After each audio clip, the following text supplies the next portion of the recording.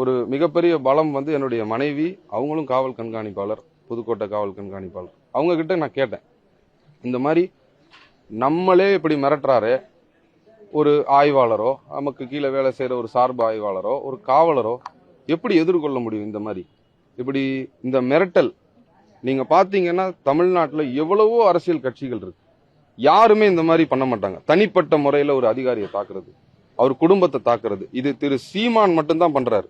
அவர் கட்சிக்காரங்க மட்டும்தான் பண்றாங்க. என்ன விசாரிச்சது வருண்குமார். 4 நாள் கஸ்டடி. 4 நாளும் வருண்குமார் என்ன அதே கல்யாண மண்டபத்தில் வச்சுதான் சரி.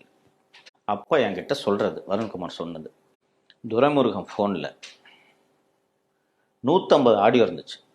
இந்த ஆடியோக்களை வைத்து சீமானோட அரசியல் வாழ்க்கையே என்னால் முடிக்க முடியும். ஒரு 4 ஆடியோவை வச்சு ஒரு அரசியல் இயக்கத்தை முடிக்க முடியுமா? அது அவ்வளவு எளிதா? ரொம்ப டார்ச்சர் பண்றாங்க, போட்டு விடுறாங்க.